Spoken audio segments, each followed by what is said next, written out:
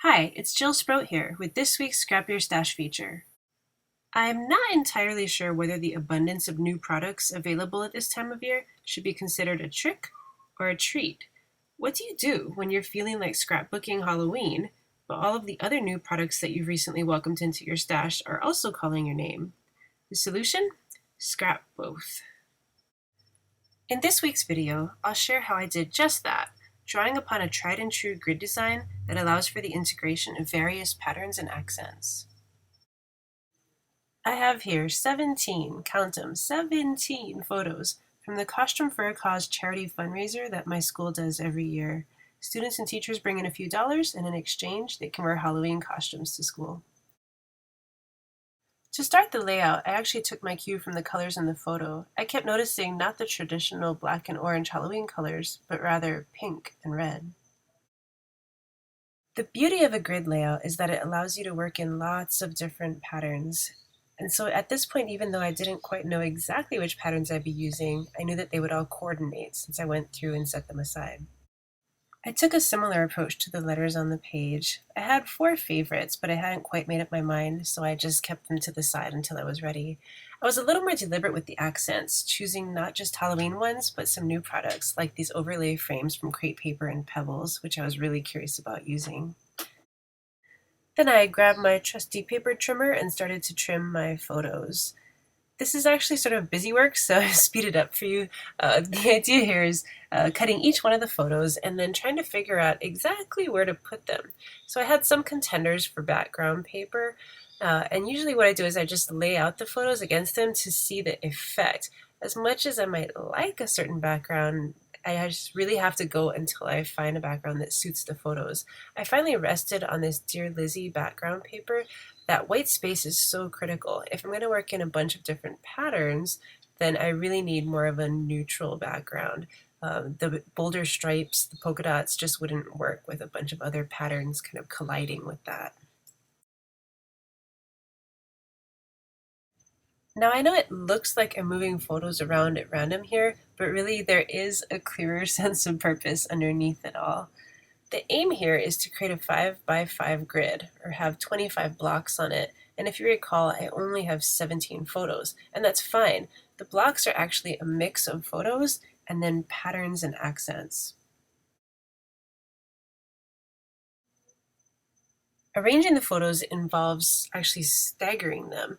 I want to leave spaces for those patterns and accents, and I don't just want all the photos to be concentrated together. And so if you notice, I'm working in about 3 to 4 photos per row and column, and then staggering the spaces as they appear. So for instance, there's 2 spaces in the first vertical column. There's 3 spaces in the second. Oh, make that 2. And then there's 1 space in the middle, and so on. So the idea is that I'll be able to work in patterns and accents and kind of move them around the page without just clustering them all together and throwing off the overall weight. It's funny because it's easy to forget that this is a Halloween page. Most of the patterns that you see me working in here are just from the new post-CHA lines. They don't really have a whole lot of Halloween flair to them just yet, and that's fine. I think they really do build up the overall tone of the page, this kind of air of whimsy and playfulness. I will eventually work in more overtly Halloween-themed products, but for now it's the pinks, the reds, yellow that you can see in some of the photos that I'm really building here. The color is the foundation that I'm setting first.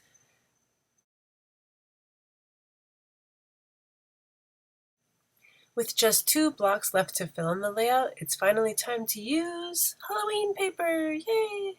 This is Webb's pattern paper from Teresa Collins, which I think is probably one of my favorite Halloween patterns this year. I just love the design. It looks so cute too, cut into that little square. The second edition is actually a non-Halloween product, but I love it all the same. I love that sense of that, I don't know, faux misting effect on the background paper, those yellow splotches, and I'm almost tempted to keep it there. So I thought, well, maybe I'll just cover it up with an overlay, and that's what I did. So I trimmed a piece of graph paper overlay from Alison Crafts Webster's Pages recorded line.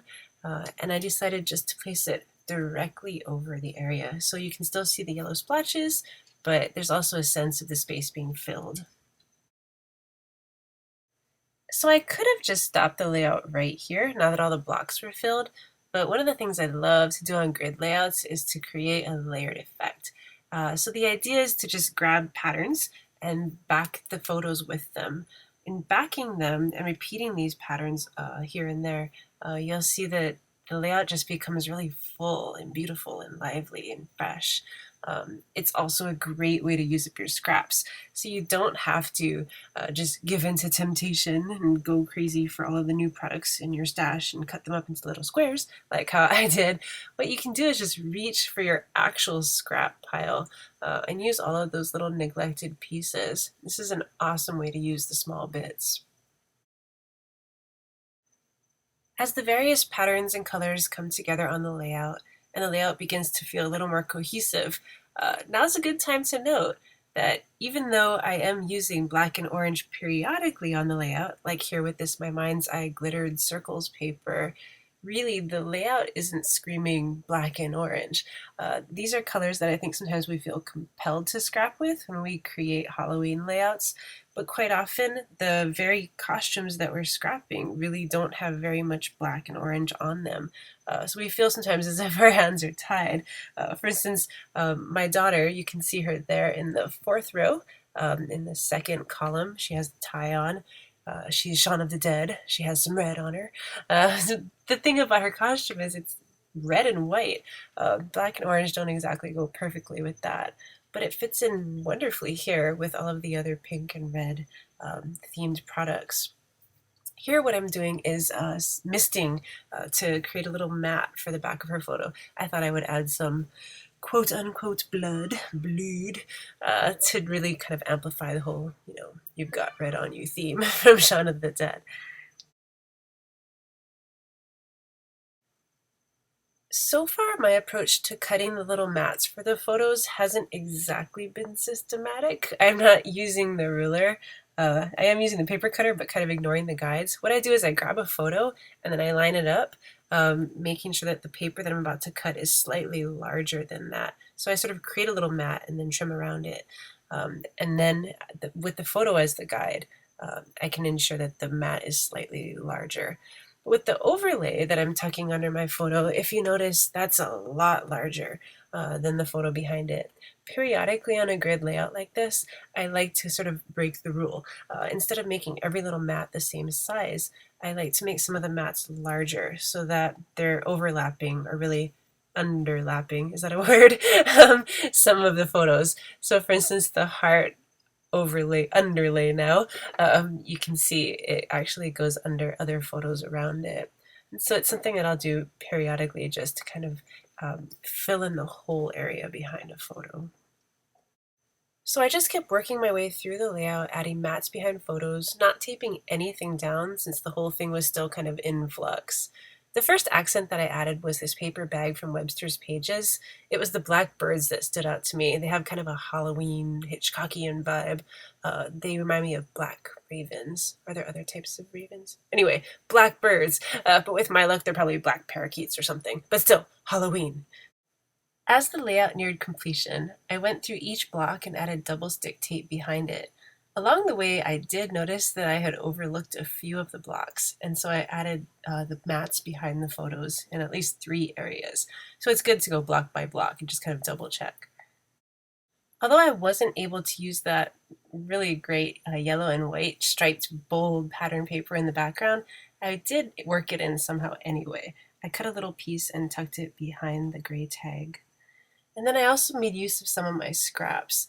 This basic gray pattern paper has numbers on it, and so I called attention to the number 31 and then tucked it behind one of the overlay squares. That little basic gray snippet is a reminder that Halloween inspiration is everywhere, even when it's not Halloween. For instance, this piece of Carta Bella paper, it's not Halloween paper, and yet the number 31 jumped out at me from it, and so I trimmed around it and added it as an accent to one of the squares. When it came to the accents, I was on the lookout for anything that reminded me of Halloween, whether it was a Halloween-oriented product or not. For instance, there were these stickers from Bella Boulevard, but I also found a little tinge of Halloween in these glitz design accents. One of the students last year actually commandeered my camera when I had left my classroom just for a moment, and later on, when I uploaded the photos, I noticed that there are pictures of a girl in a chicken suit. Many, many pictures of a girl in a chicken suit. And so I added that little yellow feather as a little reminder of that. Here I'm adding what is most definitely not a Halloween product, overlays from Pebbles and crepe paper, but I'm making it work, I hope, for a Halloween layout. I'm using the overlays actually as underlays under the two photos that you just saw, but in some cases I will use them here as overlays as well. They work amazingly over photos, creating these kind of blurry edges, but they also look really cool over patterns, as you can see over the cobweb there. And so the way that I adhere them, I'm sure there's lots of different ways of doing it, but the way that worked for me is to put just a little bit of craft glue around the edges and then to smooth that. That way when it dries, you won't really see that kind of gluey area underneath. For the journaling on the page, I use sticky notes from Teresa Collins. I just love these colors, plus they're really easy to print on. What the journaling says is basically focused on creating the atmosphere of the costume for a cause.